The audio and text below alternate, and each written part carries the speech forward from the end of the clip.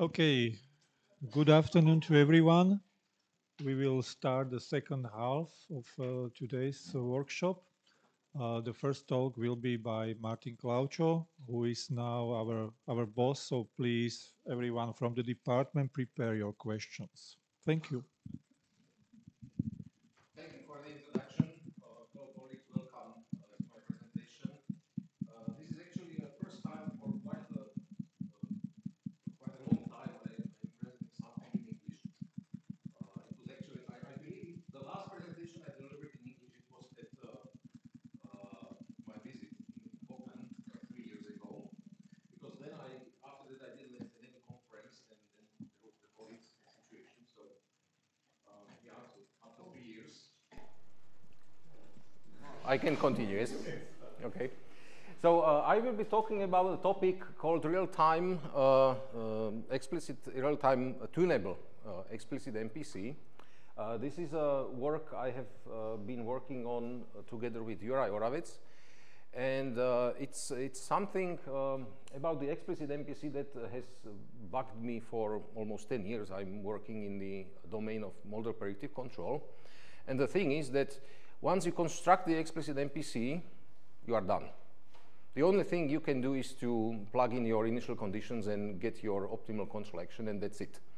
If you want to change the behavior of the closed loop system, for example, by changing the weighting matrices or prediction horizon or whatever, you need to recompute the entire explicit solution, and that is a problem, of course.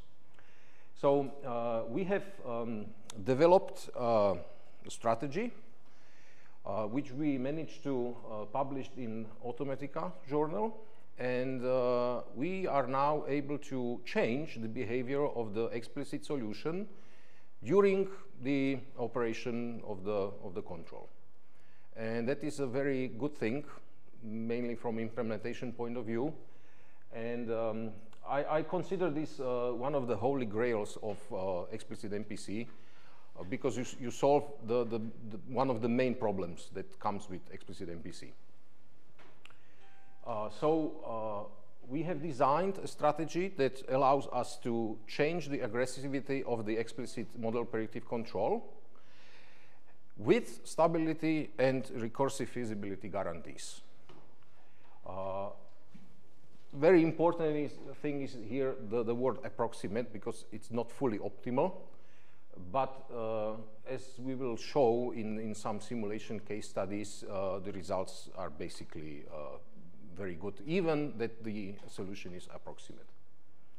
So I will be speaking more in conceptual terms, not specific details in math, but I believe that we can maybe have after that a discussion.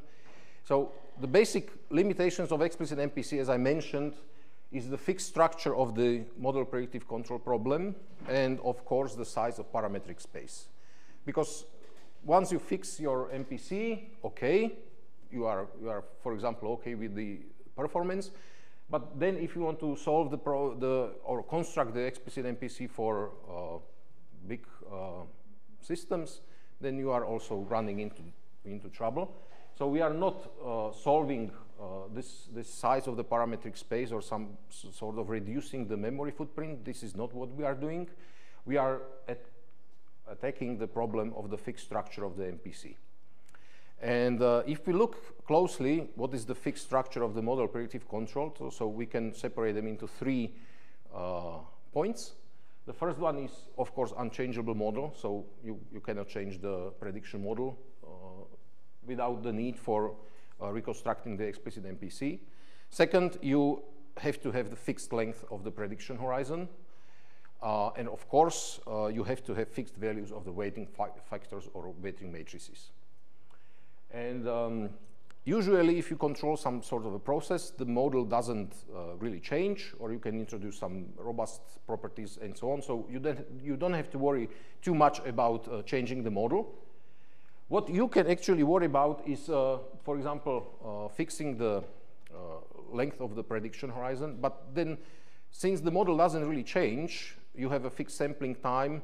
You can set the prediction horizon to satisfactory values in the beginning. So there is no actual need to change the prediction horizon during the control of a specific process.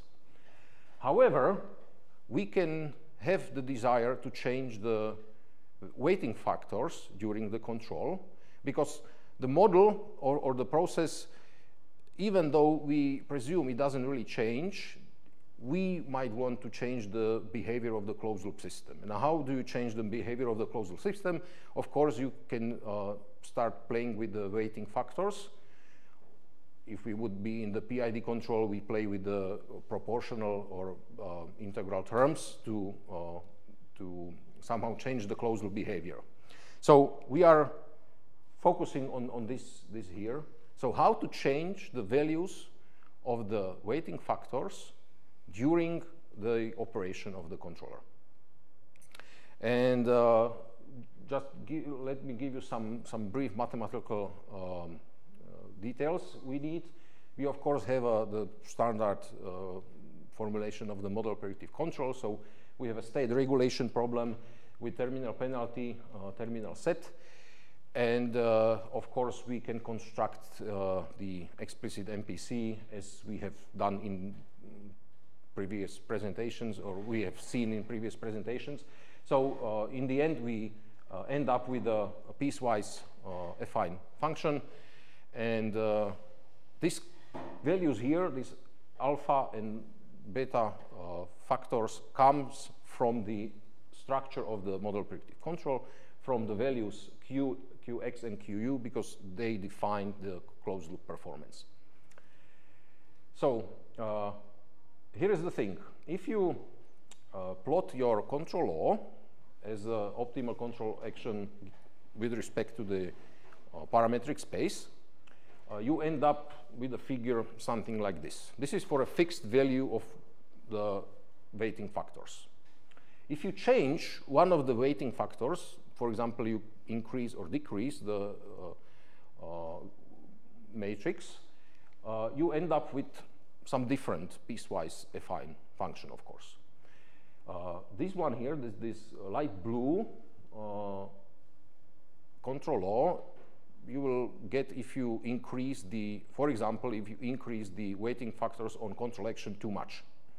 So in that case, your controller will be very slow in reaction to what happens with the system. However, if your Q matrix for the control input is very small, then your system starts to react, or the controller starts to react more quickly. If you would set the Qu, I mean the weighting factor for the control action 10 to the power of -8 or something like that in the scale system, you will end up in a bang-bang control. So the control action will jump between the minimum and maximum value. And now here's the thing. What if you would like to have the behavior somewhere between these two control laws? So how would you get the control action here? So you will need to change the weighting matrix. You would need to construct your explicit MPC, and you can plug this explicit MPC into the system or in the process, and you can control your system. But in the end of the day, you still need to evaluate this given control law for a specific value of theta in order to get the optimal control action. So you still need to do the in the offline phase, you of course need to construct your explicit MPC, and in the online phase, you need to evaluate the explicit MPC for the given value of initial conditions. So just to specify the colors I have here, so once again, I just say that the light blue means that your weighting factor is, I'm not exactly sure if I didn't misplace those less than equal signs here. So if you have very high value of Qu, then you will end up in here. Okay, so these signs should be reversed. So sorry for a small mistake there. And if your value is very small, then you will end up with more aggressive behavior. Okay, so I believe that you can forgive me for this mistake. And as I started to mention, if you want to obtain the control action for a given situation, you need to evaluate, for example, this control law here. If you would be on the side of the more relaxed controller, or if you are on the side of very aggressive control, then you would evaluate this dark blue control law. And what now happens if you want to, for example, have some behavior in the middle of between these two?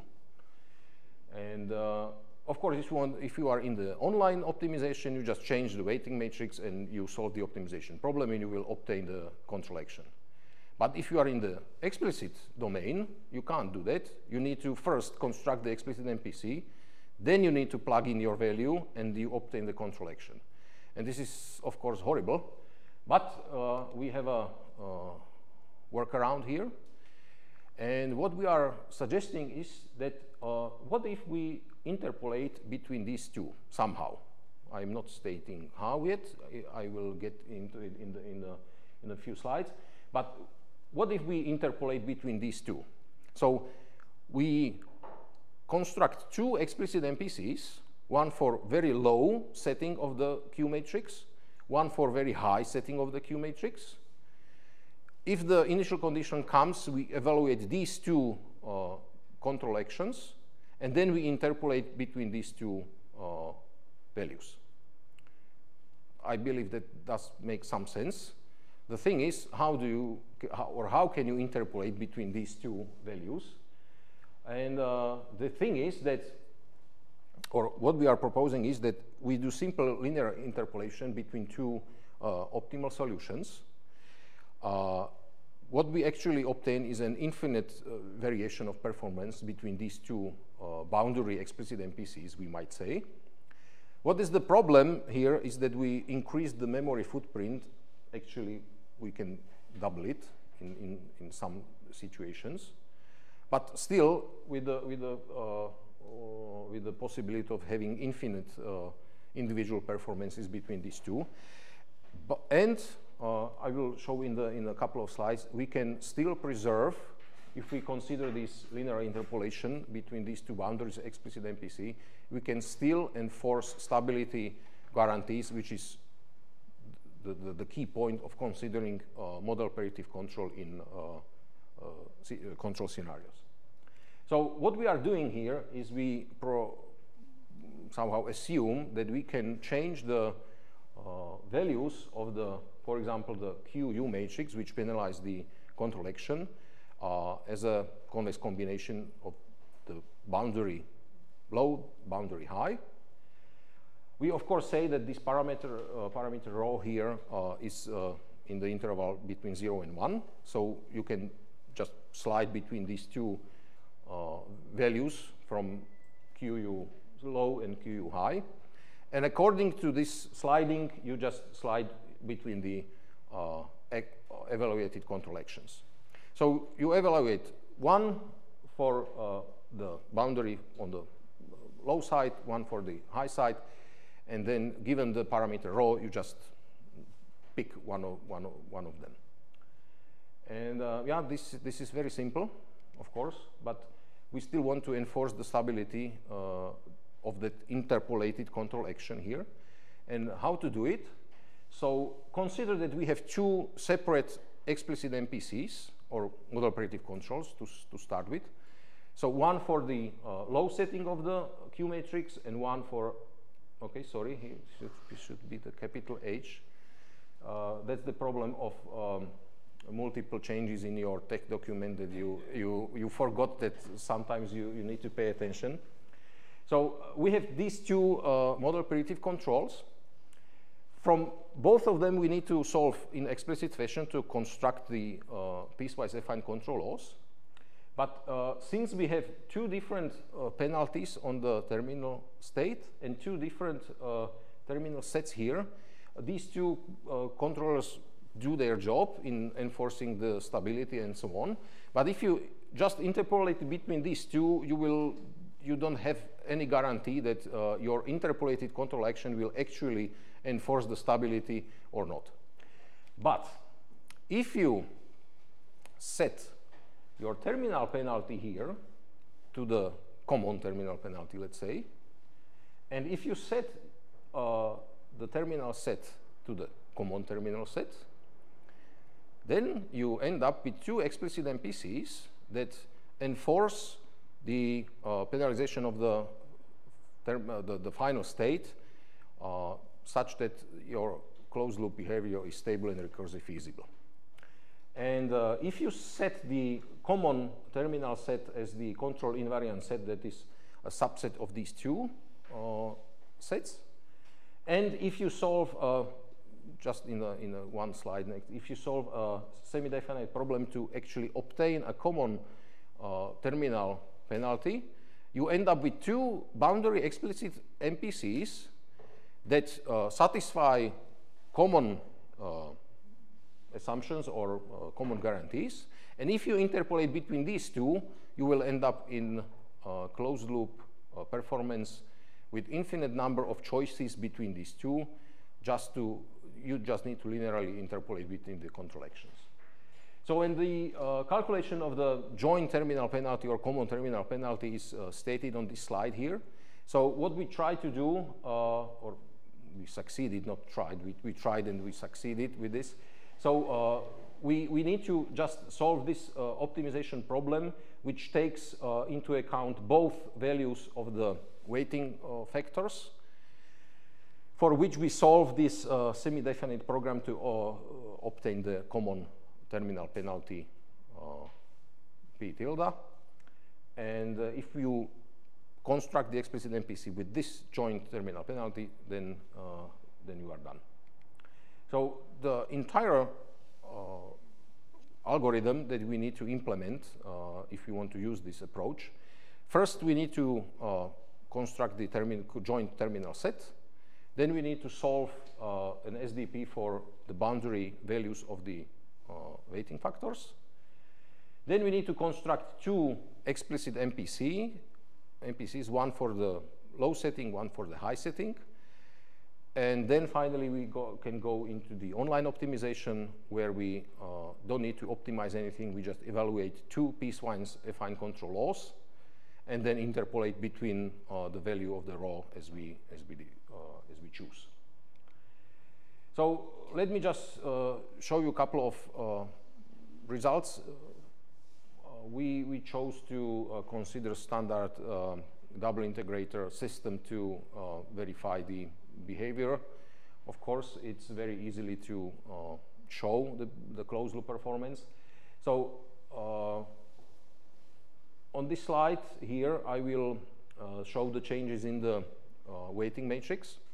And here I will show the corresponding behavior of the closed loop system. So first, the low setting, it's actually 0.5 value here.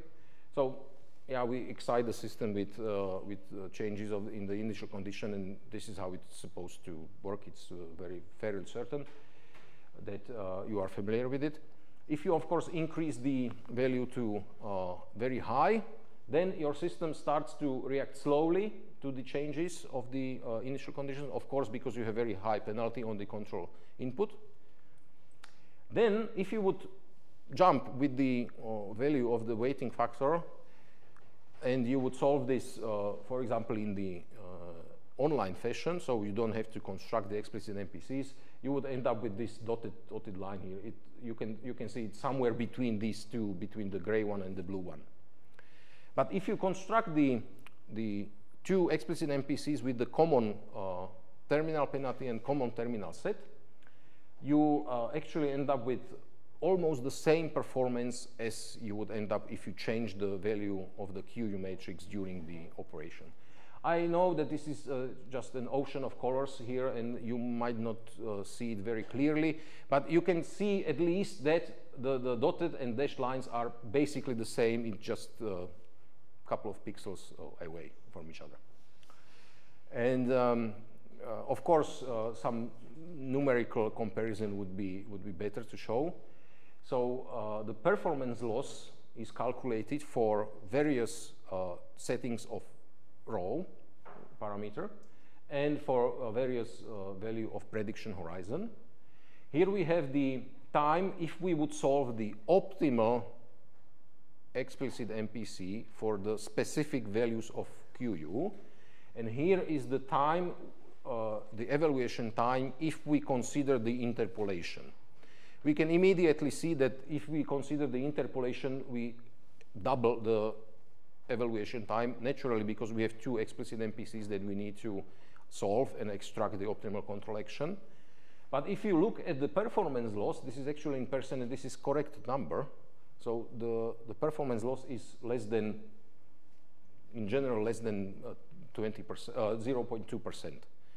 And that is, I believe, quite a remarkable, result, because the interpolation obviously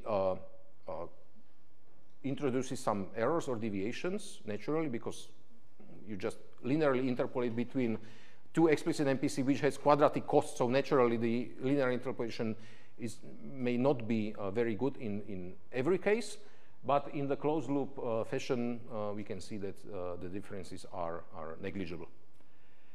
And this is all from me. And let me just conclude that tunable explicit MPC, this was not done so far. There was just one paper, I believe it was in 2008 or something, 5, okay, thank you, 2005, where a linear cost was considered with some tuning factor inside the objective function. So that was it, and nothing has been done in this area so far. And here we have tunable explicit MPC with stability and recursive feasibility guarantees. And of course, we have infinite number of performance choices with respect to the parameter overall. Of course, the disadvantage is that we may actually double the memory footprint, and we double the evaluation time, of course, because we have two explicit MPC. So thank you for your attention, and I welcome the questions.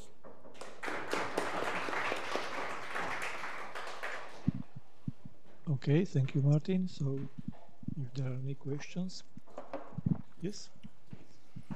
Very nice, thank you, very nice results. Did you try to restate the problem as a parametric problem with rho being also a parameter? I think that's an idea that was published by Pistikopoulos. Yep. And that is probably not the 2005 paper you mentioned. So you could go in, by adding one parameter, you could increase the dimensionality of your parametric problem. The problem is that if the parameter somehow you have to have linear relations with respect to the parameters. Once you just introduce, for example, the parameter here in this term, you end up in some strange quadratic or bilinear or whatever strange nasty form of mathematical expressions you can't solve then parametrically. So that is the issue here. The thing done in the 2005 paper, I'm not sure who are the authors. I should know it, but okay. Since they have a linear cost function and they introduce this parameter, then they end up with some form that is more favorable to then solve it parametrically. Okay. And I should pass the microphone, but just a remark. On your slide with the results, when you present this in the talk, you should put percent everywhere. Yeah. Can you go to 60? So in a paper, of course, this is not an issue, but if you have the percent up there, I thought you were talking about 23%, 13%. Yeah, you see what? Yeah, so this was, I was lazy, I took this table from the paper, and yeah, that caused the destruction.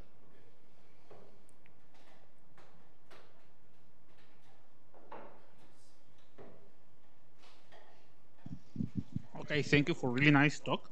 It was quite nice. I'm not a specialist in the explicit MPC, neither in MPC. So maybe these questions are more about understanding the article. So one problem that I have, could you go to the slide 12? It just, when you put the two, yeah, that one.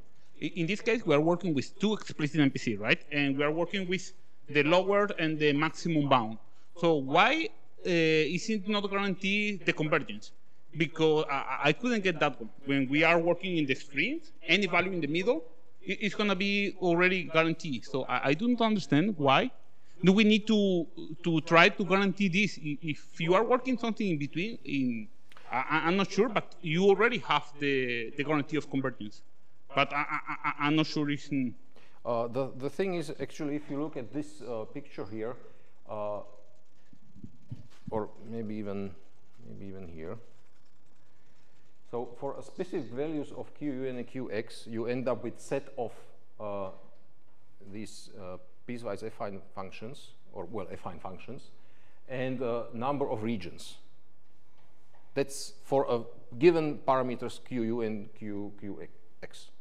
If you change the QU, you have no idea what is the number of regions here. You don't know. And the problem comes here, because the region here is given by these points here. But if you change the matrix, you end up with one region, for example, and now you have, in this dark blue, you have 5 regions. And since you don't know what are the regions in your future explicit MPC, you cannot say that if these two are with guarantees, that also the middle one is guaranteed, because you have no idea what is the trajectory here. Okay, I think that. And another one was, okay, actually that it was actually the same one. And regarding the interpolation, why do you decide to make it linear? And if you don't know exactly what are the bounds, and you don't know exactly if you're going to guarantee, how do you know it's going to become linear, or you just decide for linear because it's like the simple, the computational is the fastest one, I think. We assume linear interpolation between the weighting factors, which naturally induces that we use linear interpolation in the control actions. But why did you choose a linear one? Why don't you choose any other one, or what do you think that the linear is the best approach for this interpolation? I don't know. Yeah, that one. It's just okay. It's the simplest one. It's also a convex combination between two matrices, which introduce nice properties to the entire solution. Okay, and the final question should be something about the performance of the. I mean, I have my robot, I have my quad rotor or something like that, and it's working already. I have already designed an explicit MPC for them, and this explicit MPC is something in between, in the middle. It's not in the top, it's not in the left. I use just the middle. Why should I take your approach into consideration if I already have a good performance? I mean, what are you looking with it? You are, because what I understand is when you took this minimum, you have a really small percentage of loss, so that's something quite good. The thing is, you want to change the behavior. For example, you want it faster or slower. This is the advantage. Okay. Okay, that's all from my side.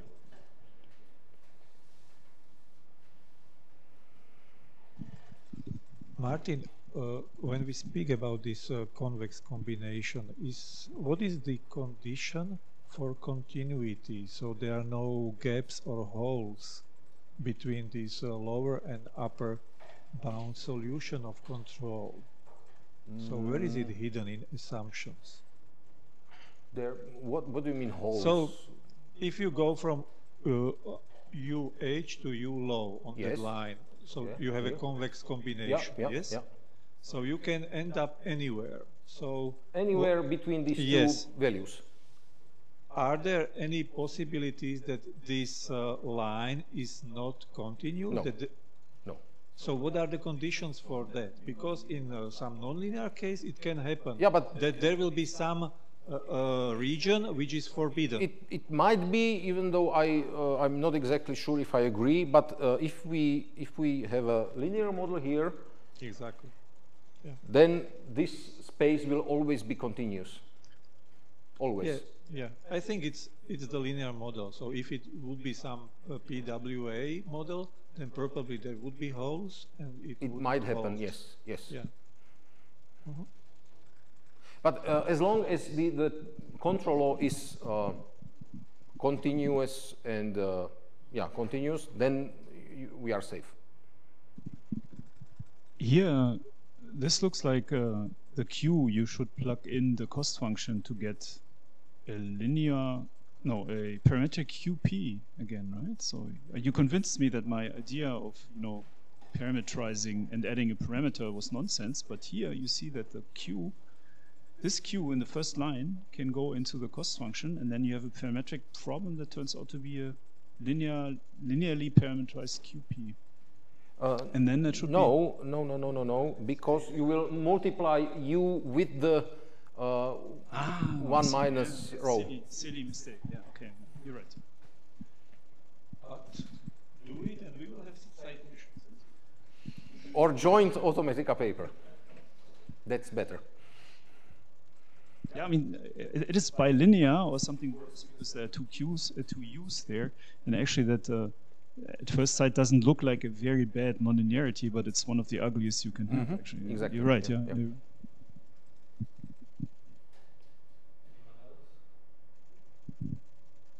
If not, Martin, thank you.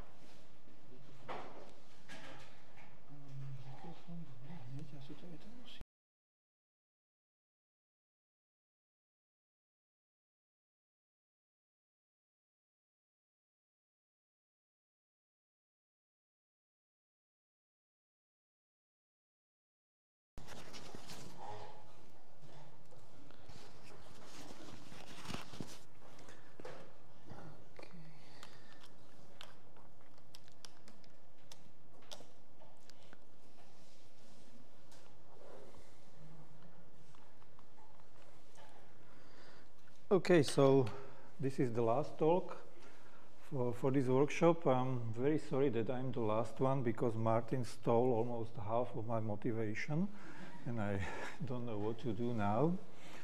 So this is another approach, but when I watched the presentation of Martin, I see it's not so far away actually, and the equations, some of the equations will be the same there. So the topic is again, we would like to tune controllers. Actually, it's a little bit more general. So this approach will be able to tune any controller, not only explicit MPC, but for the sake of this topic, I will concentrate more on MPC controllers. So the outline would be, I would probably skip a bit of motivation, then I will come to the main idea. I think there are only 1 or 2 equations in this presentation, so it should be easy to follow. And then there will be case studies until the time is up. I don't know how many of them I can show, but they are very, very similar. So for the motivation, when I started to think about tuning of a controller, I was searching the literature and found out that most of the literature deals with tuning of PID controllers, which is understandable because more than 90% of controllers in the industry are, oh, that's my mother, sorry, are PID controllers. But if you reduce controller to some dynamic system, then you will find out that each of them uses some tuning knobs. So for PID controller, you have these three parameters. Martin showed us 2 weighting matrices and so on and so on. And these tuning knobs can be divided into 2 groups, one that you tune during the design and one that you tune during the use. And what we are looking for is the tuning during the operation, and especially the idea came when I read first time the draft of Martins and Uri paper, how could that be done.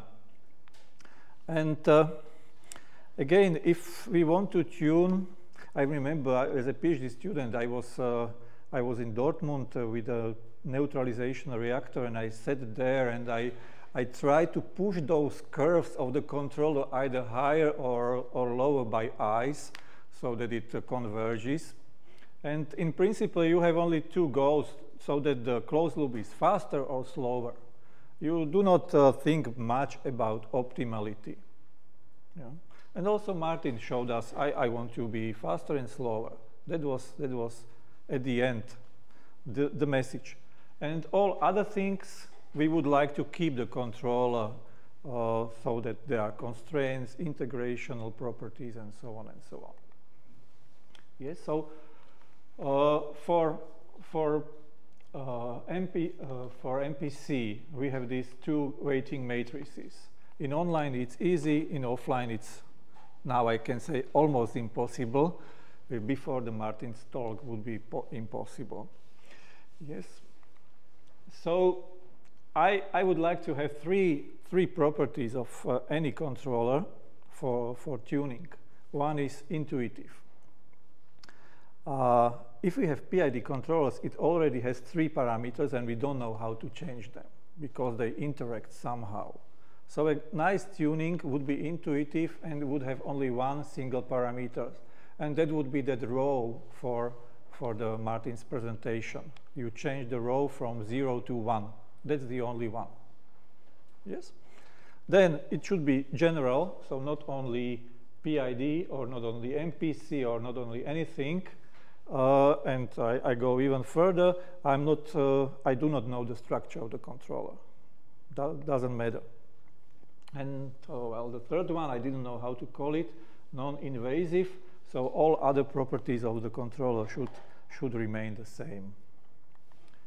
So now comes probably the idea with there is no equation yet. So the classical closed-loop control consists of control and process.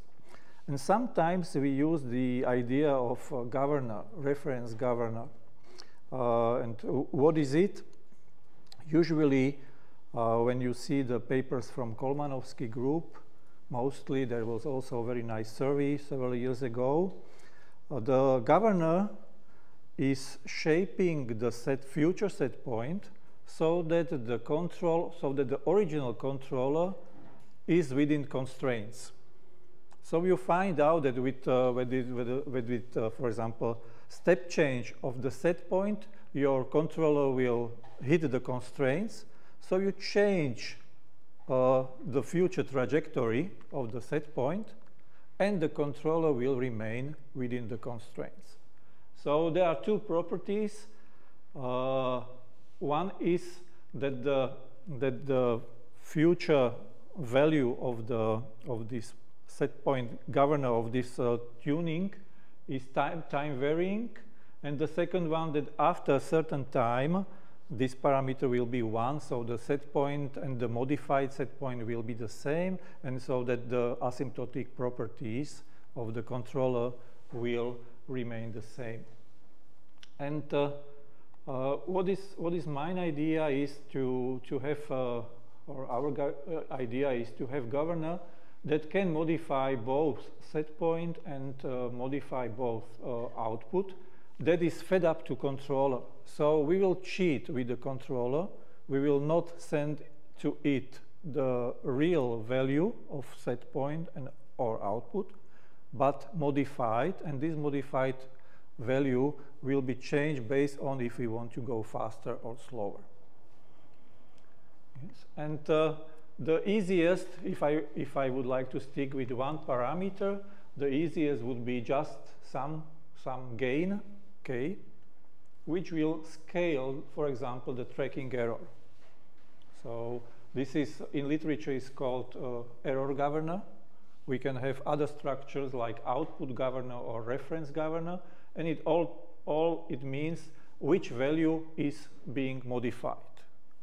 So in output governor, we will modify the output that is seen by controller, not the output that is sent from the plant.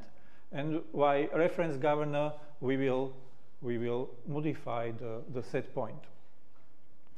And so, for example, if I look at this reference governor equation, then I can calculate the modified value of the set point because I know all those others values of signals.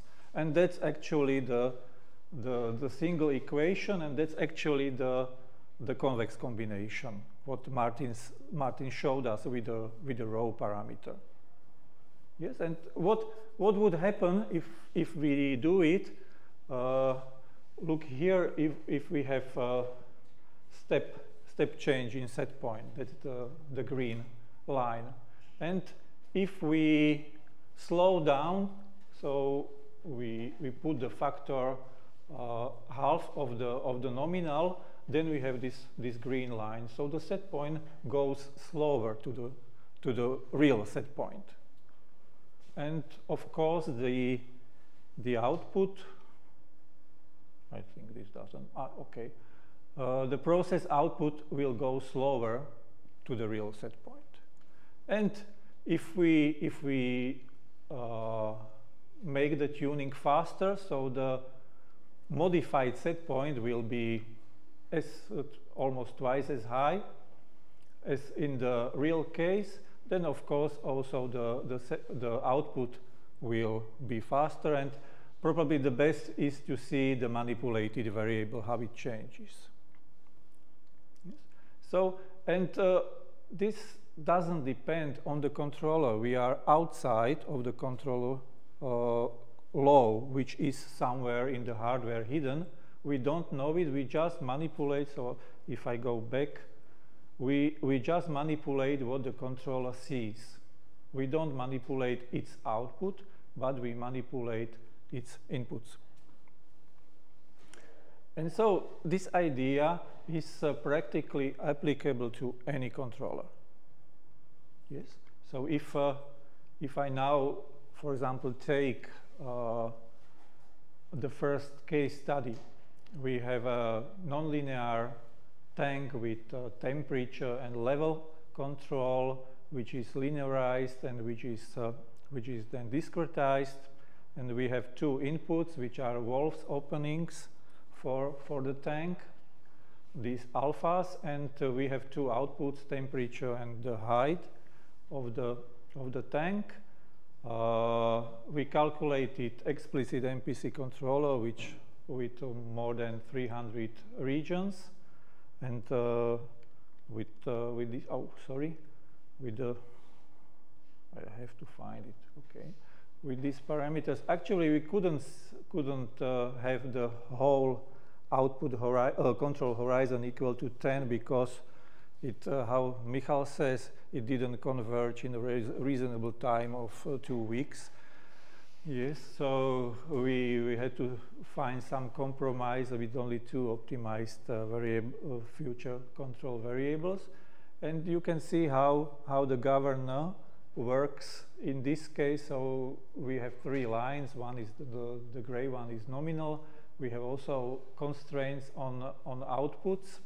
And you can see that the red controller, which is twice as fast as the nominal one, hits correctly the constraints on the height in the tank, and the blue one is slower. And here are the corresponding, these are the modified set points. So how the controller sees the set point which is sent to it. So the dashed green line is the original step change, and what happens if we go faster or slower. And here are the manipulated variables, and we can see that if we want to be really fast, then the controller hits the constraints as it is instructed, So all the original properties of the controller still hold. And Karol helped with a neural network controller. So what we did in the second case study was the same process. The control law was approximated by neural network. So based on 10,000s of simulations, the neural network learned approximately the behavior of the MPC. And again, with neural network controller, if you want to tune it, you have to rebuild everything. Okay, so we keep the neural network controller as it was, and instead we manipulate what comes to it. Yes, and again, you can see that the outputs, they can hit the upper level constraint, the height of the tank. With inputs, we didn't Karol tune the controller so it doesn't hit the constraints, I think due to penalties, because how the constraints are handled in neural networks controller. Yes. And then I have three other cases which are not in MPC, but which just show different case studies. For example, I have here nonlinear tanks, two system of two tanks, and I have nonlinear PI controller. So it means the controller that knows the constraints. This is some way how to construct the PI controller with constraints. There is also noise on the measurement of the output variables, and there is also a disturbance, which is the flow to the second tank, which is not controlled. And we can see that again, all controllers can handle the set point changes. They can handle disturbance. Here is the disturbance rejection.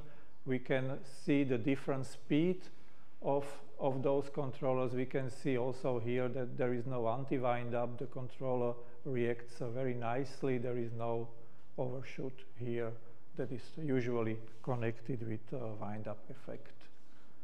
Yes, and I took a recent paper from Tore Hägglund in control engineering practice. They did decoupling control.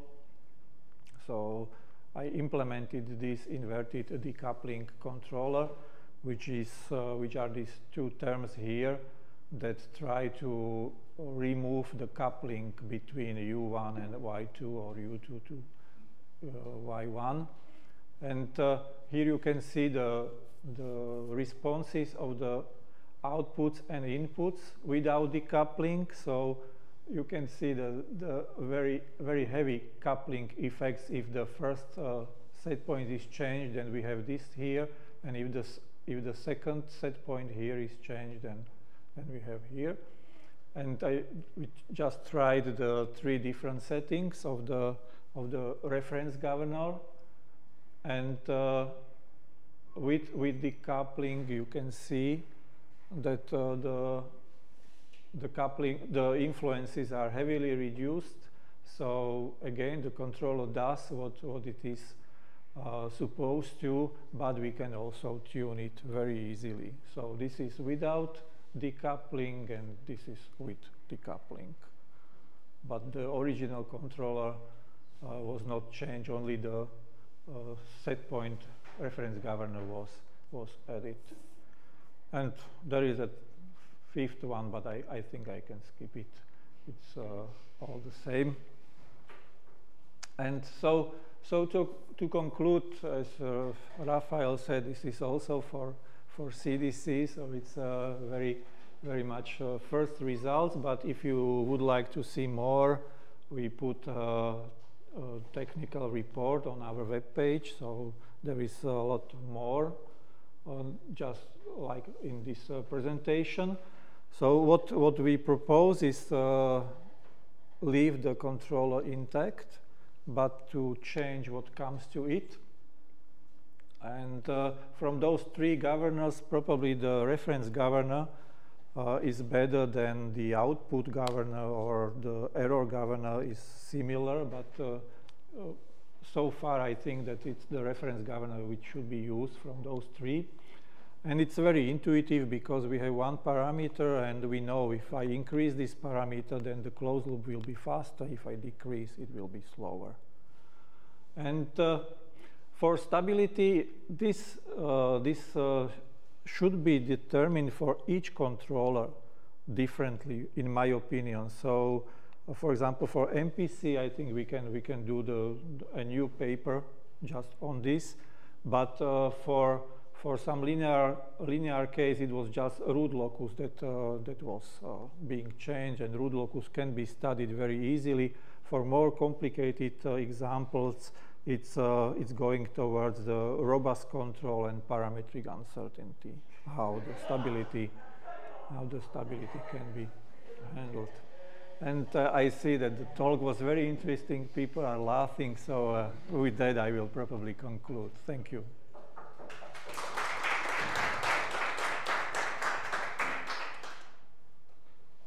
So I will take the liberty of moderating this discussion, but let me just say two things before I pass the mic to somebody else. You mentioned that Kolmanovsky is the group of reference governors. Well, I have a book. Exactly. Reference governors. Exactly. And the second thing is we actually managed to construct the explicit MPC for full control horizon, but it was 200 and over 200,000 regions, so it's impractical to actually even consider using it. Okay, that's all from me, and sorry for this little interruption, and if you have any questions, just tell me. And yeah. I didn't catch which case you investigated. You very nicely distinguished the three cases from one another, and then you had convex. It depends. So if for example, for PI controller, the PI controller sees the tracking error. Yes, so it manipulates the tracking error at the input. So this was the error governor, for example. But in all other cases shown in this presentation, it was the reference governor. Okay. And in the report, you could find also the output governor. Okay, thank you.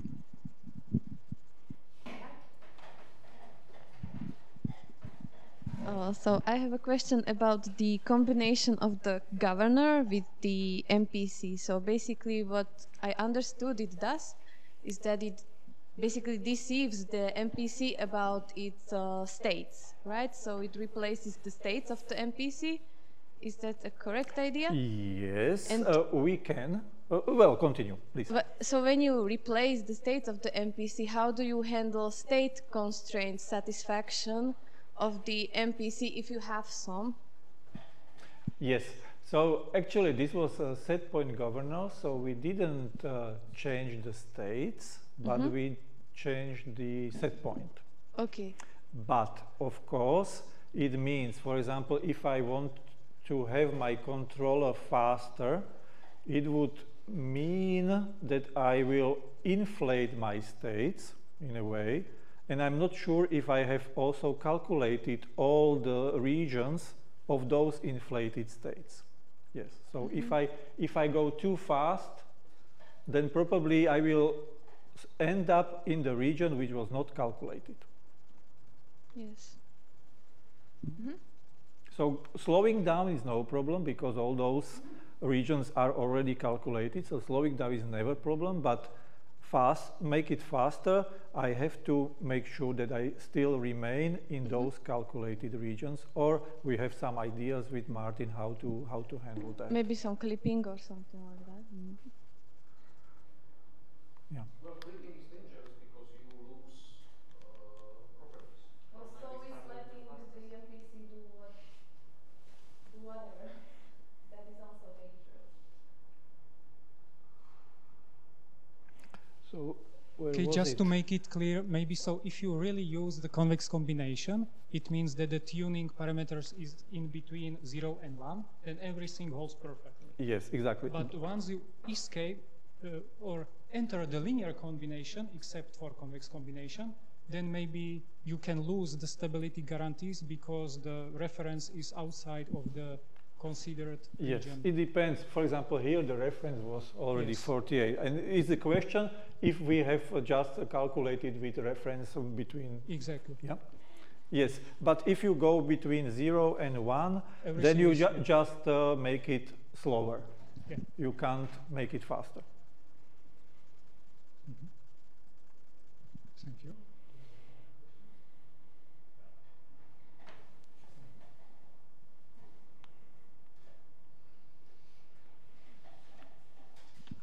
Okay, thank you for a really nice talk. It was quite nice.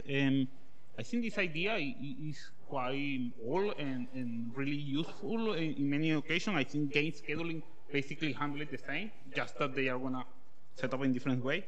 So my question is about how do you set up or how do you define those numbers, the lower and the higher? I mean, how fast or how slow can be given?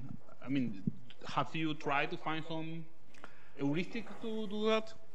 It depends from case to case, but usually if you go between some 10 or 20% from the nominal, then it works quite nicely. But if you really want to see the results, see the change between those controls, then you have to go.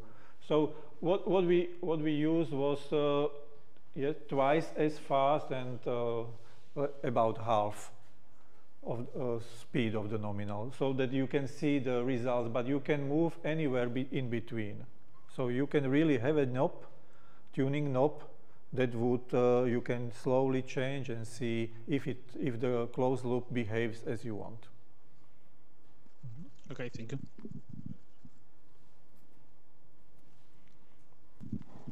Okay, so I believe that the discussion is over, and I'm not sure if we have a break or not.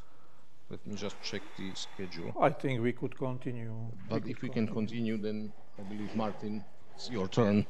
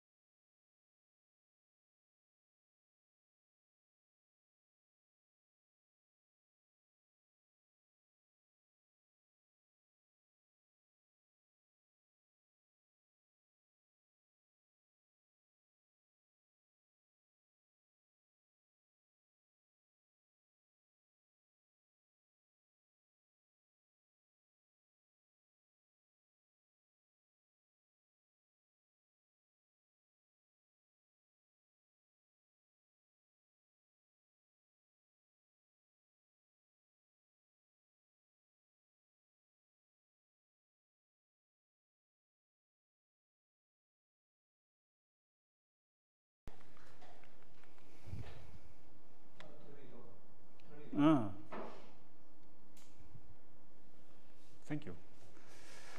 Okay, it's great to be here. Thank you for the invitation, and it's actually sad that this is the last meeting, but fortunately we have a new project which I will have on the slide again.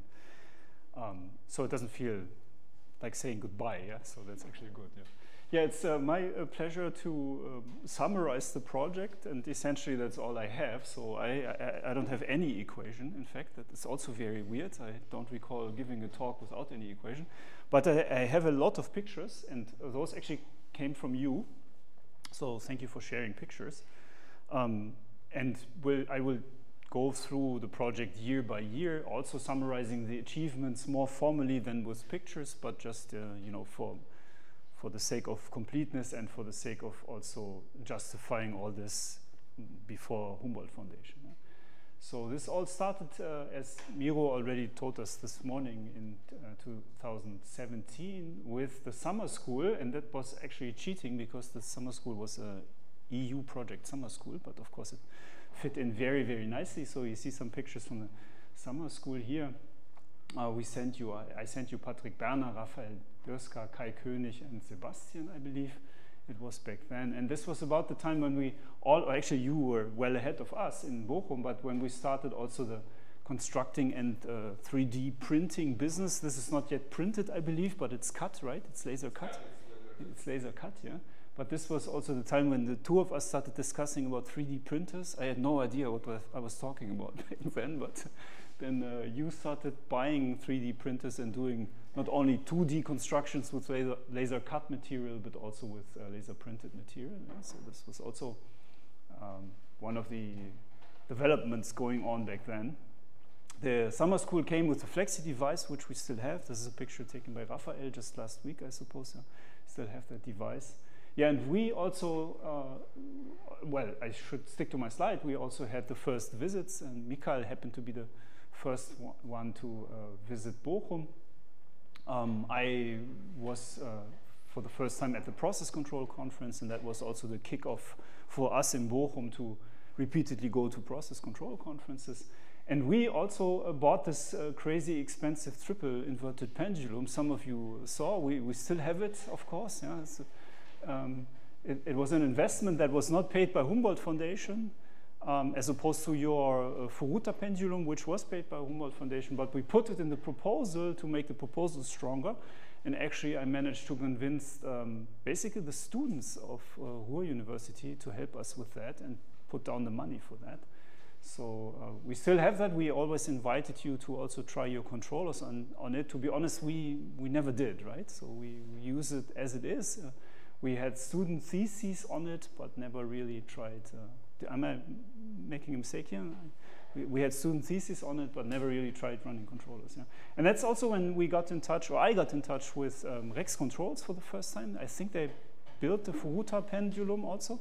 And this is also provided by Rex Controls. You see Pavel Balda, I believe, here, back in 2017. I'm mentioning that because they are also part of another project that we wrote a proposal for that hasn't been evaluated. The proposal hasn't been evaluated, not decided on yet, but it's still in the loop and we might get another project. Yeah, yeah, and you see some additional pictures. See Miro overlooking everybody here. Yeah? Sebastian in a shirt with a short sleeve. I've never seen him ever before and again in that, and that's what was the case because in the summer of 17 you were in the library here somewhere and it was crazy hot, I believe. Yeah?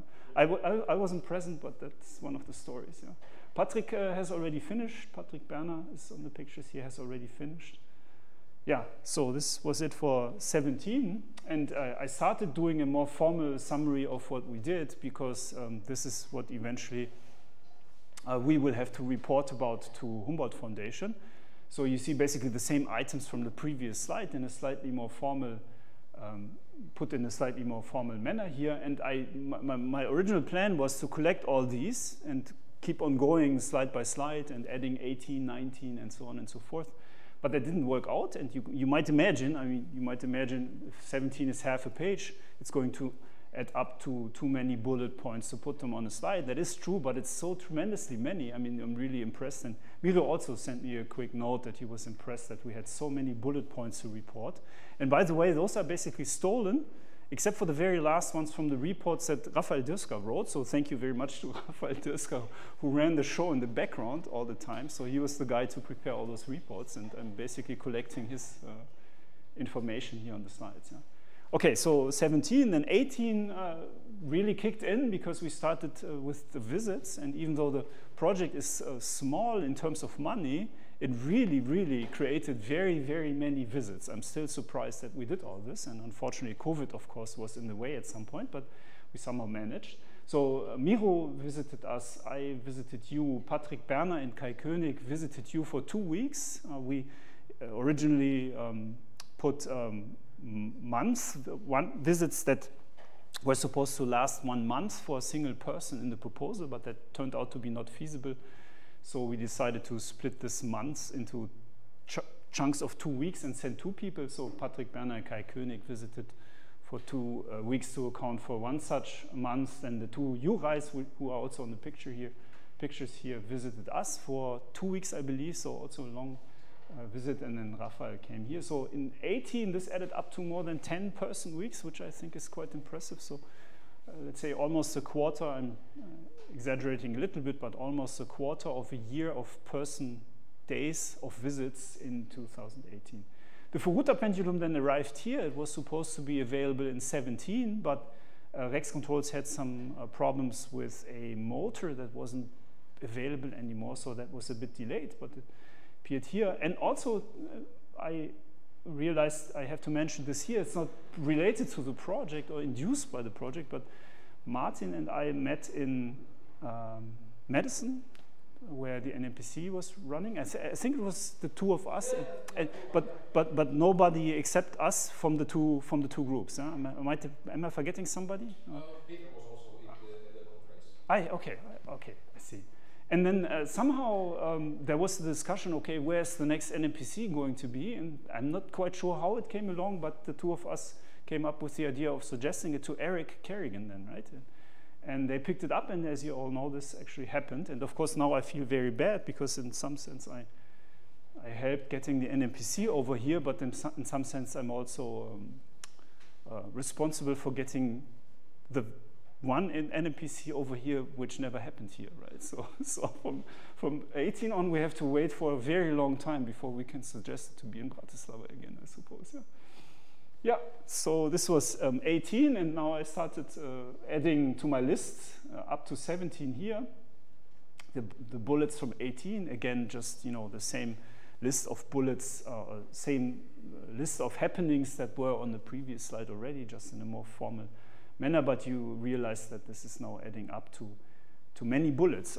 I must admit that this is mixing very many different things. There are talks of people visiting the respective other group, just as well as conference talks and later on papers. So they all have a very different quality, but it's very, very many things that we did together on this, actually in terms of money, very little project. So that worked out very nicely. 19 was the year of conferences, I would say, and also again a lot of visits, but we had 9 contributions at the European Control Conference in Naples, and also of course at the next Process Control Conference.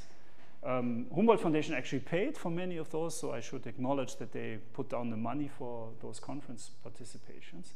And we had very many research visits, and I called this the year of the conference contributions, but this added up to just as many visits or person months or weeks as the year before. So again, in batches of 2, Peter and Martin visited us, Ruth and David Dilkötter back then visited you here, Frau Mitze, Mrs. Mitze, Ruth came here twice. Actually, Yannick was part of this, who was about to finish his PhD with Miro's help, who is going to be one of his opponents.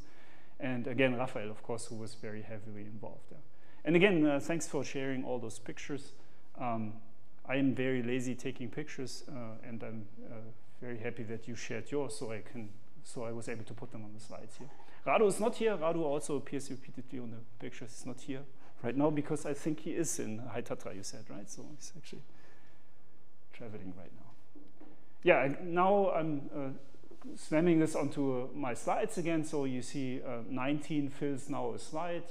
This is part 1. If you keep on listing bullets, you get all this stuff for 19, and even now it's too much to put it on one slide. Even if we had finished the project after 3 years, this would have been approximately the end after 3 years. A little into 220 we should have continued, but even then it would have been a lot of stuff we had already collected on the Humboldt money.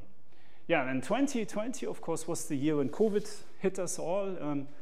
We had some visits. Let me start here. We had some visits, but I think it was me to actually go on the last visit, even though we had one scheduled for Karol. He's not here anymore. He was here. Ah, there you are. Sorry, weren't you sitting over there? Oh, sorry. Okay. And Martin again. The two of you were scheduled, right?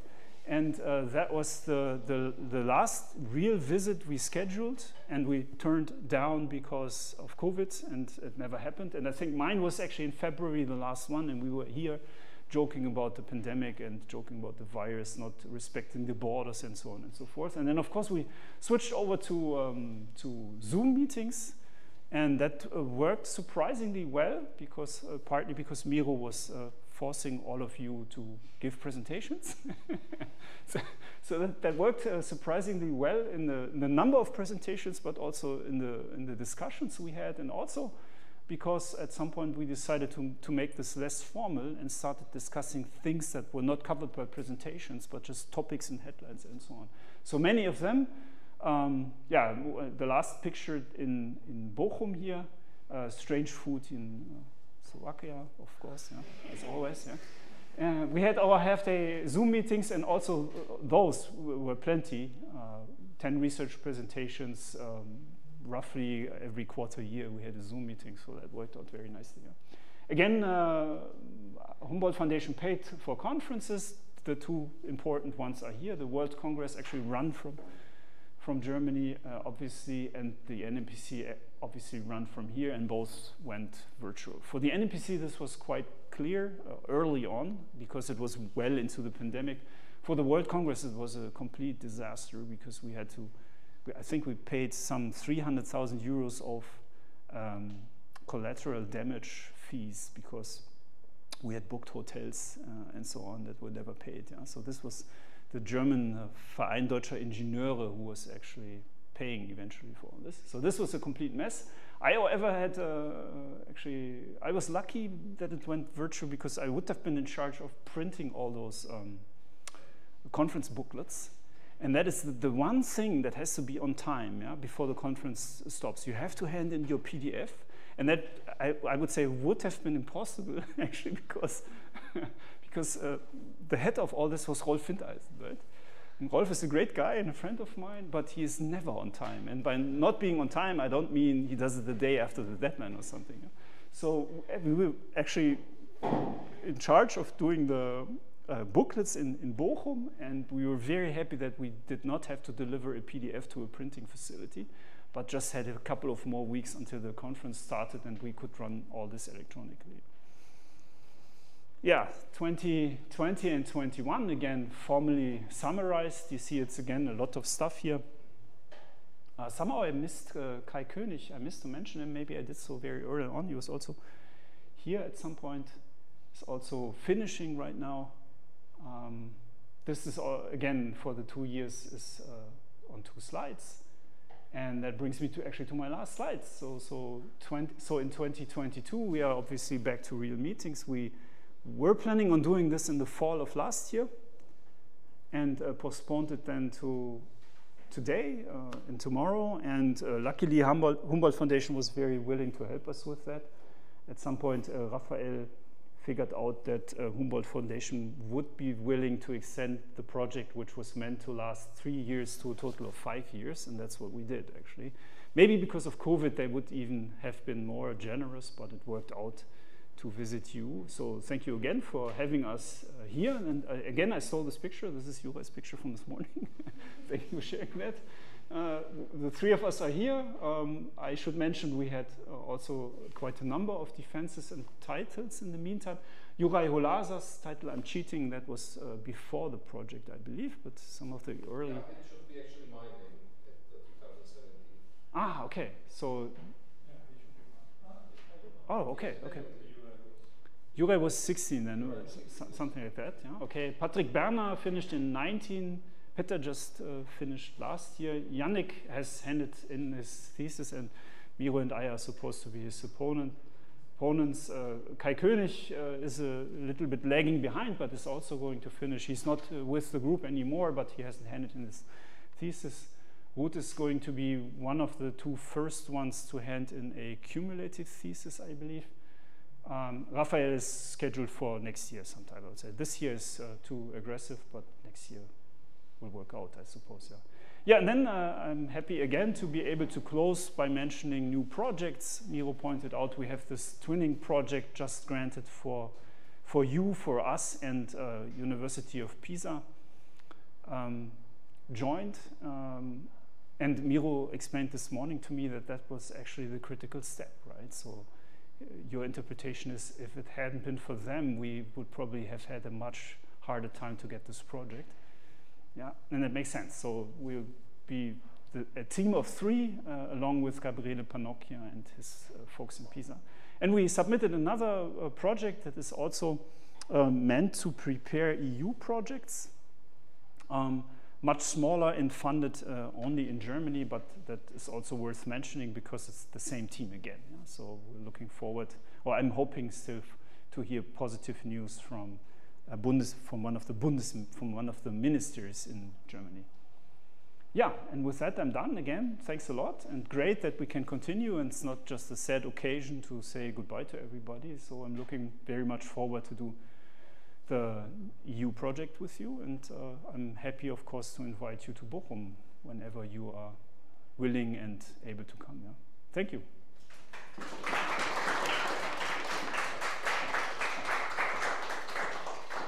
Any comments in the sense that I forgot something? Any, of course, feel free to correct me if I mispronounce your names. I still have a hard time, but I'll try to get around that. Am I missing, forgetting something? Okay, thank you for the. Yes, I believe that this project was amazing, even if some of the people were sometimes hesitant to prepare presentations and were forced to do things. But in the end of the day, I believe that this is quite a good set of achievements that both of our groups managed to do together. Furthermore, Martin, I would like to thank you very much for the NMPC thing we have done together, because without you and without Gabriele, who is actually a member of the Twinning project, the NMPC wouldn't be such a good conference as it was. And yeah, I'm very happy that we can continue, and we will definitely continue in the same spirit, even if some people are hesitant to prepare presentations. So am I, by the way. They will be forced to do it. Okay. I would also like to thank to Raphael, who was the hidden force behind this project, who prepared all the materials, reports, and so on. And yeah, sometimes you even prepared the meetings here. So that was crazy. Yeah, thank you very much. Yes. Okay. Okay, so I think we can conclude the project. Thank you once again. And Martin, you can stop the... Okay, so...